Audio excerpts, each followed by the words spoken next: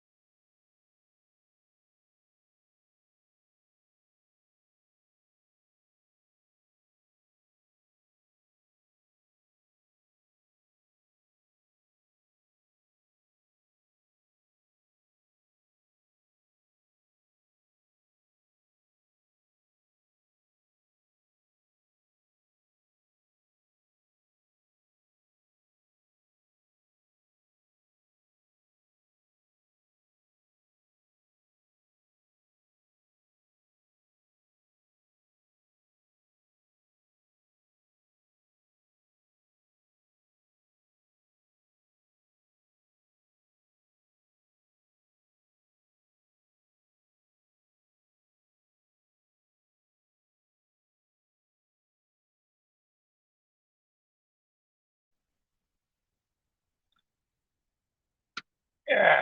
Hello. Sorry about that. Um, for those who don't know, at my job, I'm one of the last people that leave. So I have to close the gates and everything, make sure everything is secure. So my apologies for running a minute late. That's gonna happen occasionally, but hopefully y'all can bear with me. Um, this is what I've been thinking with Marcus Cage, Car Ride Chats. Um, as you can see in the title, um, we have what Joe Biden, Vladimir Putin, and China. And the reason why I put all three together because they are all together, and we will get into that. But first, I wanted to start with John Stewart. Actually, let's see.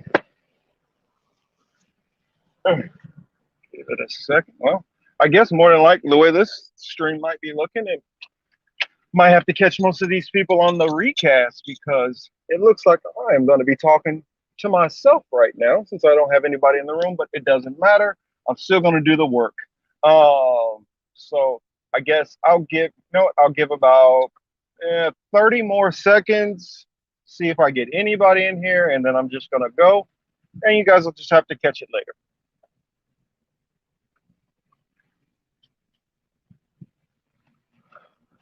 Ooh, yeah. For those who luckily, if you don't have to wear a uniform to work, which is flame retarded, and know what it's like wearing a hot ass uniform in the summer, you're lucky.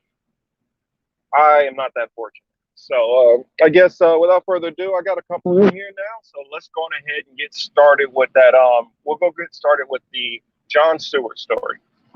Now, a lot of people have been online and given a lot of kudos to John Stewart and pats on the back and everything. And I used to be a person. I used to watch the Daily Show when John Stewart was on there. I always thought that he did a pretty decent job for being a satirist. I mean, if a satirist is doing a better job than the regular newscasters, then it's a problem. Um, but for those who haven't been paying attention to John Stewart after he left the Daily Show, one of his biggest projects he got involved with was the firefighters, survivors from 9/11, and that became one of his biggest cause. So for me, since I saw that the main thing that he was working on was a much more serious endeavor and a much more serious uh, I guess, cause that he's pushing for and fighting for, I don't look at him as much as a satirist anymore because going to Congress and fighting on those regards, is a serious measure. So if you're going to go all the way in and being, 100% and being solid behind issues, then I want to see that. I want to see the consistency across the board. And the problem is at the time when everybody was getting their pages, demonetized and taken down and all these things for even talking about the possibility that it could have been a leak, we were all getting the information at the same time. We were hearing, them say, okay, there is a Wuhan lab. There's a Wuhan virus. This lab in Wuhan is a lab which deals with corona, which deals with the coronavirus. It deals with gain of function research. So we know it's in Wuhan, it's gain of function research, and they deal with corona. But to take those three things, and even though I knew those three things early on, I still didn't even go to the point of voicing my thoughts that it was a actual lab leak. I waited. And what I started to see is when you start having scientists from Wuhan who are admitting it could have been a possibility of a leak, and you start hearing other scientists and professionals all over who are saying, hey, man, this looks a lot like a leak. And then you have Fauci screaming to the heavens that no, it's not. You guys don't know what you're talking about. Anybody to say that is conspiracy theorist, you're a right winger. All of these things got propagated. And funny enough, if you watch that clip with Stephen Colbert and Jon Stewart, Stephen Colbert is still trying to make a joke of it and say, oh, well, what are you on? I think he said what? Ron Johnson's staff, for those who don't know, right winger Republican. But they're still trying to, it's like they're accepting the truth, but they're still trying to shade it and delegitimize it. And the thing about it is, I feel like not only should, accounts should be restored and if you're a person who you are on that bad algorithm, then I feel like it's only fair that they should put you on the good algorithm at least for a time period to get you some kind of viewers back, because a lot of these people were penalized. You know, I went through all kind of censorship also myself. Got penalized for something that we're correct on, and there wasn't even a so much as a, I'm sorry. In fact, I would be happy if they would just change the algorithm back from this authoritative shit. But no, even though they've been found that we were correct and they were wrong, the penalty is still being upheld. And the same people who are wrong about all this information, who have millions of dollars in staffing and crew that can fly to China, that can fly to Wuhan, that can fly all of these places. In fact, a lot of them have correspondents worldwide where they could just have them literally walk in and start talking to a scientist. They're getting it 150% wrong. But us laymen's, without any of these, all the big budgets they have, without having the money to be able to fly all over the world and talk to scientists, without having journalists stationed in all these different countries, we can figure this shit out. It's not hard for us to figure out. But yet, CNN, CNBC, Fox, it doesn't matter. That's the reason why I say don't put it on a right wing or a left wing thing, because in all honesty, Fox for a long time was scared to come out with the fact of what it looked like also. I mean, it's not hard for them to go out there and go find these scientists who are saying this, or these virologists, and have them on camera point it out. Fox, if anybody's listening from Fox, because I do know that I do have a couple of people who on Twitter that follow me, who one of them goes on Fox often. If you are listening, then tell them, Fox, you kind of destroyed your credibility with everybody who is not a Republican. So kind of what you need to do, if you have something that you seriously want to get across and let the rest of the population know as a whole, a nonpartisan issue, that we should take you serious, you need to bring outside people on, because your record, your reputation is trash. I mean, I was at the time when Obama was doing a whole lot of crap and Fox was putting out information. It took me about a year before I actually start listening to the information because it was coming from Fox. And Fox, they're completely all about partisan politics. So everything they do has a political lens on it, and so you can't take anything that they say for credit. I mean, unless it's something that's directly harming a Republican, then you can probably take them seriously. But they are literally the communication arm of the Republican Party, just like CNN and MSNBC have completely embraced. Before, MSNBC kind of was progressive Democrats. I would say yes, they still were leaning more to the left and showing more deference. Um, and CNN was the corporate kind of in the middle. Um, and when they both kind of merged, they're kind of MSNBC and CNN. It's anyway. None of them have credibility. That's the point. But back on to Jon Stewart. Jon Stewart knew this information also. You cannot tell me that a man as smart as Jon Stewart did not understand what was going on, did not see this. But he didn't say anything. He didn't say anything until after Fauci's emails had to be released. It took for not only Fauci's emails to be released, he had to listen to other newscasters, people, a lot of them more on the independent, sorry, um, field, or even people as big as Crystal and Sagar. It took to get to that point to have those kind of people start speaking out, and Joe Rogan speaking out, and then Jon Stewart was able to come out and say something. So for those who were trying to give him this big pat on the back and all that, Jon Stewart knew what was going on. He's in the know, just like most of us. You don't think that while that stuff was going on, that he wasn't out there talking to different people and saying, "Hey, well, what do you think about this?" You don't think he had access to talk to, a lot of these scientists and people, which we saw online, who were telling us that it was a lab leak. Jon Stewart should not be applauded and praised for this. All Jon Stewart is doing, and this is what I tweeted out earlier. I said, all Jon Stewart is really doing is Jon Stewart is taking an issue that has already been kind of approved by the elites to finally talk about now.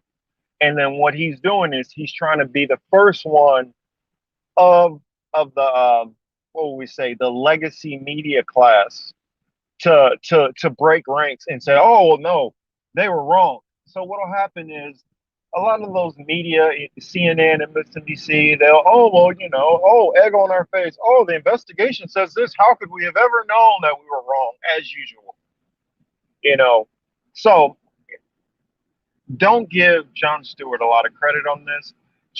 And if you're one of those people who you don't believe me, you say, you know what? No, Jon Stewart, he is a good guy. He is one of the people who are out there protecting us. Watch Jon Stewart for the next year and tell me if Jon Stewart breaks anything before anybody else.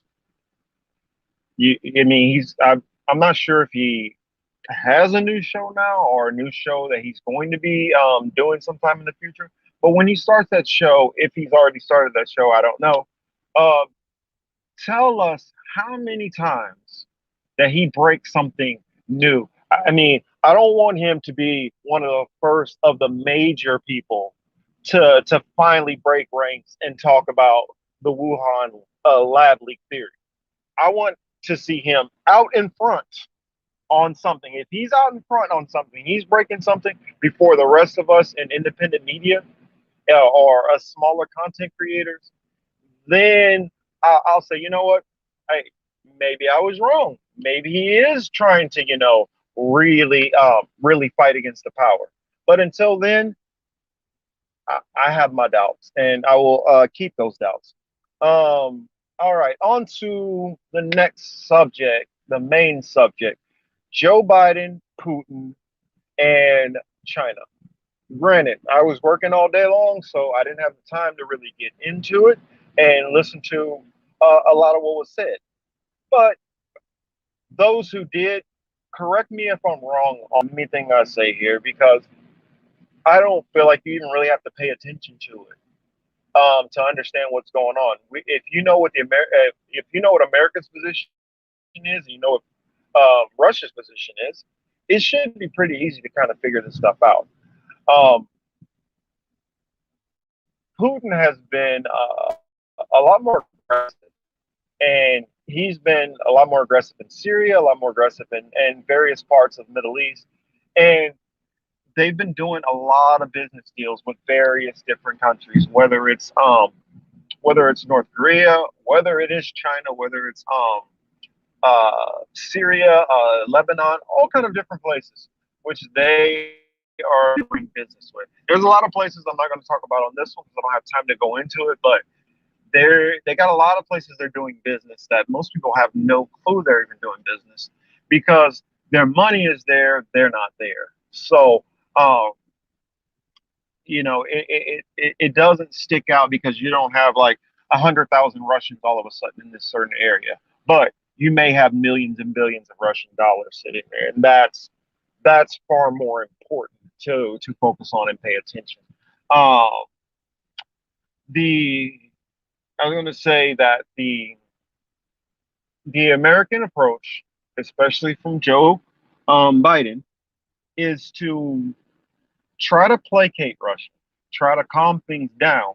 But with the media that we have, they have this mentality that like Russia is like some little kid that we can just go beat up whenever they get out of line. It's like, are you gonna go tell Putin this and it's like, are you guys thinking about what you're doing? You're asking the president if he's going to talk really rough and aggressively to another power which is already hostile to. What you're doing is you are trying to start a war, morons. That is what you're doing when you're. Are you going to tell Putin this? No, don't try to amp Biden up to do anything more than what he's doing. Biden right now is trying to speak with a conciliatory tone because they know that Russia is it has already directly told them that hey, we're not going to be taking your shit, so don't keep playing around. We're not going to keep being Russia the bad guy and sit back while you guys keep talking shit. Stuff is going to happen. And so with our stupid as press corps that we have that comes out of DC and all these places who try to push the action, who try to press the action that they want to see something happen. Getting into a cold war with Russia is a stupid idea, especially at the time when China has been building up weapons. Now, do I blame China for building up weapons? China can build up whatever the hell they want to. They're a sovereign nation. But here's this is what happens when you're a micromanaging fascist nation. You worry about what the hell they're doing because if you were building up weapons, you know what you would be getting ready to do with those weapons. When the U.S. gets ready to build up weapons and all that, it's because they're about to use those weapons. So for Americans, it can't register in their mind that another country would just want to make sure, hey, we want to just build up our defenses so y'all can't fuck with us. Not necessarily that we're going to do something to you, but we don't want the United States trying to bully us anymore. I see I got my good buddy VCR in the house. It's all right that you're a little late. It is all right. But I'm glad that you're here. I figure, they're only little 30-minute, roughly little segments, which I do. So I hope that even if you guys miss me, you guys will check it out, later on. Uh, whenever you have convenience. But back onto the whole Russia, China, Putin thing. And you kind of have to throw them all together. While Putin is sitting there and saying, oh, yeah, yeah, yeah, yeah, sure, yeah, we'll keep an eye on China. What's been going on in actuality is China and Russia are on the same damn page. Oh, true. Yeah, it is real talk. It is real talk. I mean, and you guys are getting it fresh, off the top of the dome. No notes, no researching. I'm literally just. I heard a little bit about this topic earlier. Heard a little bit there. Might have put on some Nico House, and shout out to MCSC Network. Um, Nico, I was listening to Nico's channel earlier, and he's the one who broke that clip. So, that's where I got it from. So, yeah, I do listen to other content creators definitely. Taking they'll give me my news. I try my best to avoid listening to legacy media, of course. I feel like I used to tolerate the Rising because they would bring up good topics. Now they might have a shitty take on it, but they would have, they would be on top of topics. Um, and, but my buddy Franco would say, Crystal and Saga and Kyle are ass though. I mean, what Kyle now? I mean, it's almost like when you see that street rapper and he was cold on the freestyle battles, and now he didn't got signed with this new label, and they've kind of polishing him all up, and you could tell it's not really that same gritty street vibe you're used to. you know it's a little bit too polished, if you know what I mean, and that's how I look at Kyle is too polished now. I mean, he avoids way too many big time topics and subjects, and he is far too afraid to criticize his precious what are they? I don't even remember what they call it. Justice Democrats, which I call them just Democrats because that's all the fuck they are. They can talk with all the progressive bravado they want to, but when it comes down to actually brass tacks doing something, they don't deliver. And I mean, it's just that simple. And I mean, I'll go back to Tim Black because I remember when he said this. This still kind of eats at me a little bit, so that's why I'll bring it up. He was getting all hot and bothered, screaming at the audience, talking about, all you guys who are jumping on Bernie's back, what do you expect him to do? What do you expect that? Well, I'll answer that. I'm a combat veteran. You know what I expect? You to treat this shit like combat and go 100 to the max. That's what I expect. I don't want to hear no bowing down, especially when you started out at the beginning of the campaign telling us that you will use people power. Had all the people power in the world and wouldn't use it. And they asked, "What, you expect him to possibly lose a seat or possibly yes, losing your seat? What are you there for? If not there to fight for something, if not there to fight for the issues you say you're going to fight for, if you're not there for that, then tell us, and we'll stop wasting our time. Never donate to you, and then you do the shit on your own. But if you're going to tell us that you're going to fight, that's what we're expecting. And anytime somebody tells me that they're going to do something and they give me a half-ass, attempt at it, I'm not going to be happy with that. And none of you should be happy with that. In fact, what we need to be demanding of politicians, not complimentary. They need to feel like every time they see their constituents, it's almost like, your first job and you were slacking off and you're trying to hide from the manager and hope that he don't catch you. That's how it needs to be every time we run across these politicians, because that's what they're doing. Think about it. How much are they actually even, how many days do they actually even work? I mean, some of you guys might know that, some of you might not know that. Ballpark number, about 180 days. That's how many days most kids are in school. They're in session less than that. So think about it. How much are they actually even there to do their job? And when they're there supposedly doing their job and votes come up, that's what you need them there for, the votes. If they're not giving the votes or they're not shooting down shit, then what do you need them there for? I mean, in all honesty, I don't know how I got all the way off on Justice Democrat. I guess that's part of the car ride chats you guys will have to get used to. When I'm talking, I get off topic very easily. Start talking about Justice Democrats, and I'm supposed to be talking about Putin, Biden, and Russia. Well, like I'd said before, uh, all you got to do is look at some of the trade deals which have been worked out between Russia and China. And if you think that this little sit down between, Putin and Biden is going to materialize into some kind of partnership or easing of relations, you are sadly mistaken or extremely naive. I mean, take your pick. what what you got to pay attention to always is pay attention to the money. Money talks, and money talks as in getting people to do shit, and money talks in explaining a picture what's going on.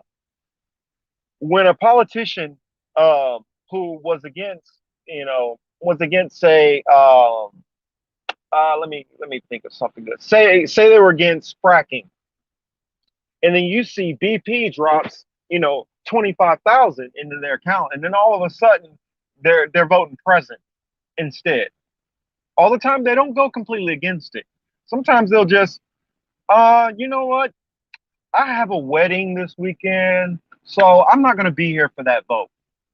Those things we have to pay attention to because these are ways which they get out of shit, and they know that okay, more of the progressive movement, especially, are paying it.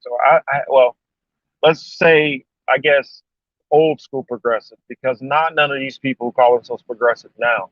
Because what we see, which is going on, is whatever term that we come up with to separate ourselves from, the at best social democrats. I mean, I still just look at them as all moderates, just using a different title. Uh, but if you guys want to, I mean, I've completely given up on electoral politics.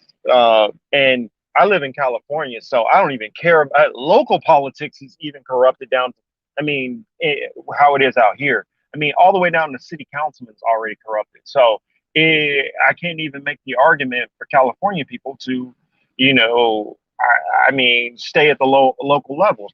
I mean, maybe some other people who are in other states, they might have that ability to do that, but it's even starting to get to the point where even in the larger states, I mean, even in some of those states that aren't larger states, these this is still the issue that's going on. I mean, you look at I know I'm gonna mess up her name right now. What is it? Shawarma Shawan. And I believe she was in Seattle.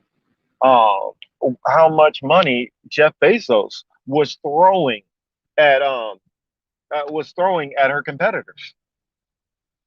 I mean, it's obvious that. Oh shit! Sorry about that. I got a little distracted. I am still driving, remember, and trying to be safe.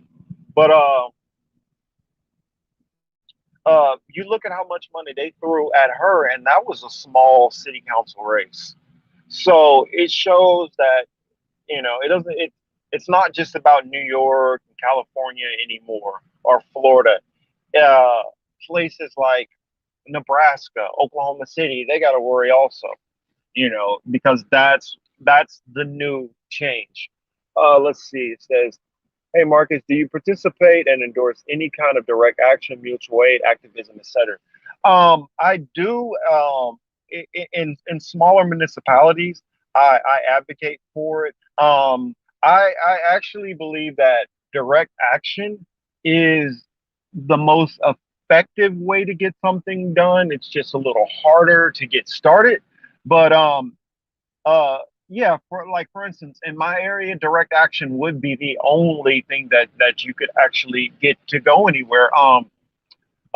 Mutual aid would be difficult out here because everything is so, man. How do I explain? I guess it's so micromanaged and so controlled from the Democratic Party that they monitor everything. And once anything starts getting built up, they're already putting opposition together to tear that apart. But direct action, um, there out here in California, I mean, there's always somebody who's out with a clipboard trying to get something signed. And part of the problem with that is for California specifically is they like to some of these uh, people who we're opposing. What they'll do is they'll go and get some of their people, and go get the youngest people they have and rewrite the same kind of petition which we're working on. But it'll seem like it's saying the same thing, but when you're signing it, you're actually saying no instead of yes for the thing which we're trying to fight for. And so I noticed that it was really bad when I was in Florida. They would do that a lot where when you get your ballot, I mean, you got to study this thing because they get their lawyers in there to play with the words and twist you around and distract you or confuse you. Hey, Brian, I see I got Brian in the room. I'm glad you're here joining me.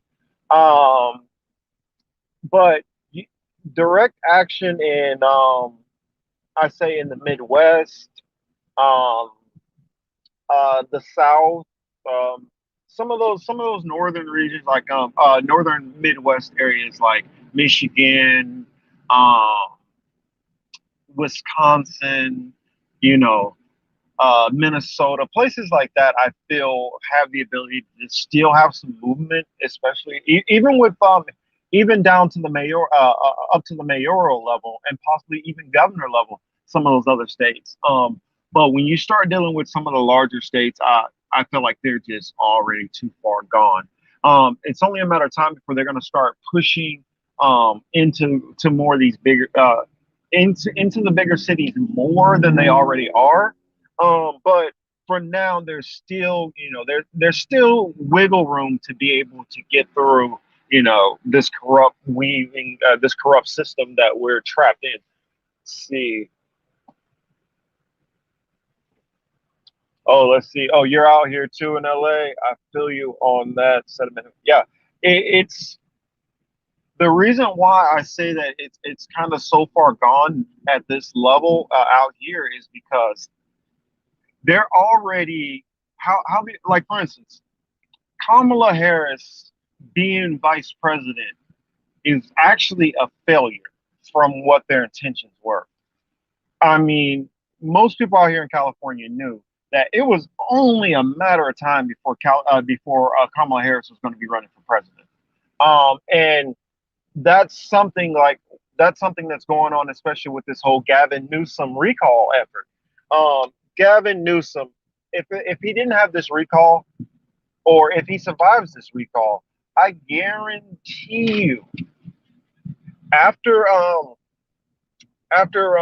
let's see, what is it? After they do well, if they get their 2 terms, you'll definitely see Gavin Newsom being pushed as the the leading I can't even think of it, the leading nominee, the projected like #1 nominee. He's gonna be the one that's gonna get the favorable coverage, just like Kamala and Pete and Amy got. But still, don't be surprised. Well, I can tell you, you're probably gonna see Pete anyway. Pete's probably gonna run again at that point. Oh, goodness, Lord, please take me before then. I do not want to go through that again with, well, at least I feel like more people are more alert to what is going on. And I think it's going to be a lot harder for them to do a lot of the shit which they did this time around. But don't, you know, don't get it twisted. Don't think that they can't still do all that same twisted, messed up crap. Do not get it twisted. It is so easy, because all they have to do is make sure to keep the people off camera who are the troublemakers or whatever. Remember how many times that there were protests before these debates, and sometimes they would actually get inside and um, spark up a commotion. But how much do we even remember about that now? We don't even remember it. It was completely unimpactful. I mean, sadly, it's not. I'm not saying that gloating or like, yeah, these dummies did. It's no. I understand the fervor and the passion which these people are coming with, and I understand, you know, the frustration. And I hate to say it this way, but honestly, desperation. When you have a system when you can't get anything done through your politicians, they watch the situations around them erode for their constituents, and they don't care because they have donors' money, and they know that most of the time, all they're doing is gerrymandering their district enough that they can't be voted out. And the problem, what's kind of crushing us the most, the reason why it's slower for that awakening for everybody to come across the board and see it, is because it's because of our parents. I mean, in all honesty, it's always if you'll see the people who still believe in MSNBC, the people who are still listening to it are your parents. They're the ones who when it came down to it, they still listened to all of the propaganda, acting like Trump was just like, Hitler on steroids or something. Which, in all honesty, I'm just going to say it this way. I get a lot of people hate Trump. Trump is a fucking idiot. Trump was lazy. Trump is probably the laziest president we've ever had. Trump has never, ever, ever really tried to push anything which he tried to do. He kind of halfway threw some shit out there, and then all the goons which he had around him tried to make it happen. That's not the same as somebody a like a Dick Cheney, who Dick Cheney came in already with the mindset, I'm about to tear apart Social Security. I want to make money on this. Forget giving disability payments. He had an agenda, and it wasn't like, oh, I'm just going to throw it out there and see if it gets done. See, the problem where people get confused is they hear Trump go out there and say, "Oh, well, Haiti's a shithole country," and they let that really just bug the shit out of them so much that they don't pay attention to. But he's not doing anything though. He's just talking shit for the most part. If you look at his actual actions, he's no different than any fucking Republican that we've had for the past 30 years. And I'm talking about presidents, vice presidents, Congress, Senate. He's no different. He's definitely not the worst of them. I mean, you guys are worried about Trump, but didn't fight to get McConnell out. Even with Trump gone, McConnell, who was still a problem, and you guys didn't care about it. You guys didn't fight hard enough to get that out. It should have been like, you know what? Anybody but McConnell. But no, the mentality was, no, Trump, anybody but Trump. And that's the problem. Most of the people focus so much on what the media has told them. And I know that comes from mostly our parents. I mean, I work with one of the guys I work with. He's only about maybe 10 years older than I am. Putting him as a Gen X, right in the middle of Gen X. And in his heart, Trump is like the worst of the worst of the worst of the. He's the worst president ever, and it's like that tells me Americans don't know shit about presidents. I mean, on this very channel, I got a video breaking down how racist most of the presidents are, and Trump is fucking near the bottom of that list. I mean, he's a baby racist compared to all the damn slave masters we've had as presidents. I mean, you got to remember, at the same time when they were treating most of Mexico and South America like dog shit, they were interning Mexicans. They were throwing Native Americans off their land, mass hangings. I mean, literally, one of our presidents showed a KKK film in the White House. And these people are acting like Trump is so fucking bad. I mean, give me a break. This is a joke. Um, but let's see what we got. Got one more comment here, right on target, man. Clock Trump so directly with that. Yeah, he just. I mean, and think of it. Honestly, if you want to say somebody's bad, it's Stephen Miller. But if you're going to compare staffs, is Stephen Miller worse than Dick Cheney? No. I mean, even Bill Barr was worse than fucking Trump is. But you guys are more scared of Trump. Trump, and the thing about it is, right after all this shit's over, you guys are gonna see. Give it a little bit of time. You're gonna find out, start seeing pictures that he's still fucking hanging out with Bill Clinton and people like that. He might not. He still might not be cool with Hillary, but you're gonna find out he's still gonna be cool with a lot of these fucking people, which they pretend that. Oh no no no, they all hate each other. They don't hate each other. This is a big game, you know. It's just like somebody like. Well, I used to use this term, but I don't like to give Republicans too much credit.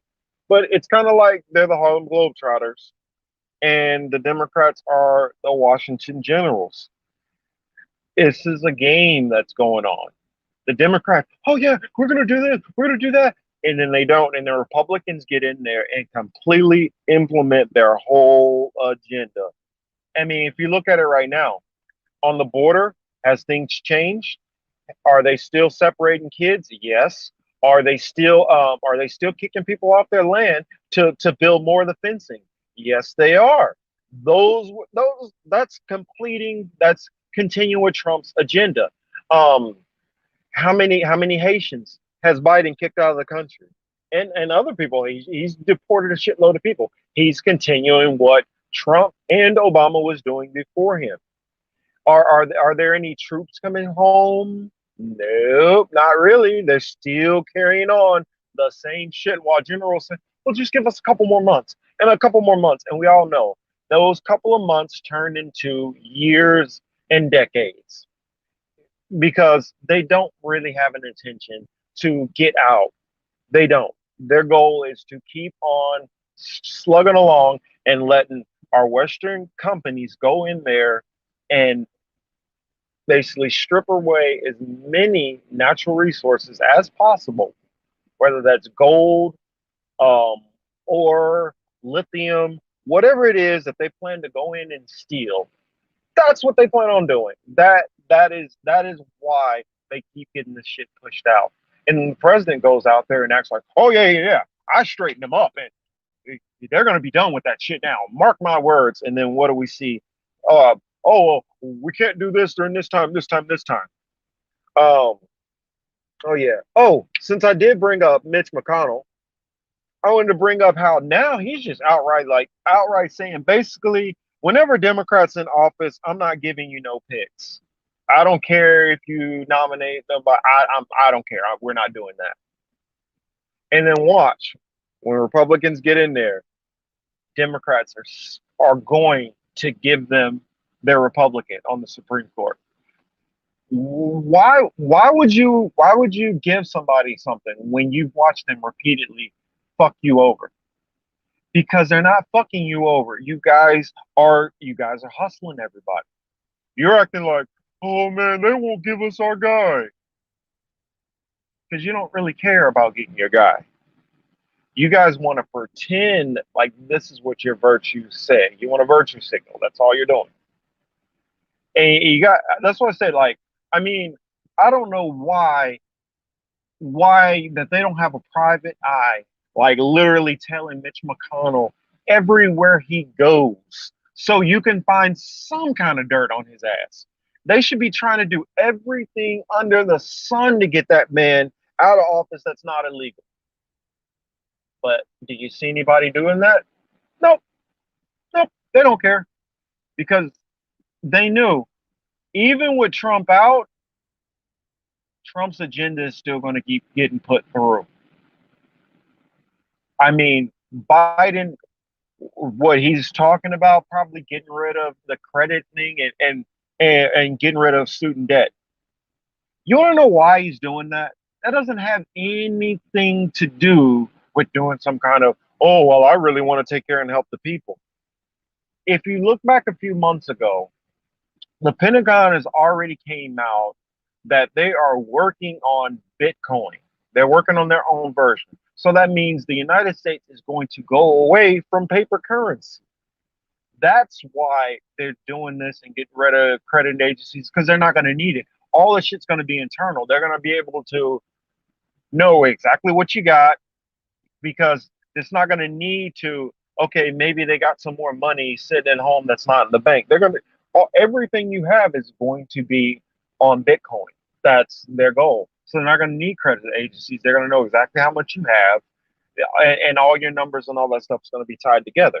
It's not to help anybody. I guarantee you. And think about it. Well, they talked about $15 minimum wage. He didn't get that done. Do they even talk about healthcare anymore? No, they don't even talk about healthcare, just like the Republicans. I've said this numerous times. There's virtually no difference between Trump and Biden. And I feel like at this point, it should be pretty clear and obvious, and this shouldn't be a debate anymore. With that said, I guess I will wrap it up and get out of here. I got a video that I'm working on for my Hebrew apologetics page on the Talmud. So I hopefully I can get that done pretty quickly, and then I'll probably be dropping that later tonight. So please look for it. Um, and make sure to look out for my interview next week. I will be on Frank Analysis. I'll be on his panel. Uh, I will tomorrow. I will make sure to remember the names. I know I'll be on with Sabi and the other gentleman who's on. I'm not as familiar with him, so um, I will put his name in here so you guys can know who we're talking about. You guys might be familiar with his content or not. I don't know. But I think it's going to be a fun chat. It's always fun when I go over there with Franco. Um, but with that said, you all have a great afternoon. I will definitely see you all tomorrow, or I'll chat with you all tomorrow. Can't see me, but yes, and make sure to look out for my other content, and also make sure to hop in and give a warm welcome to Elle on the political matrix when she makes her debut full time part of the show. So uh, oh yeah, and make sure to check out her podcast also. Super awkward fun cast, and it's on Podbean. That's Bean Bean, not Beam. But yeah, that's it. You guys have a good one. I'm gonna get out of here. Thank you.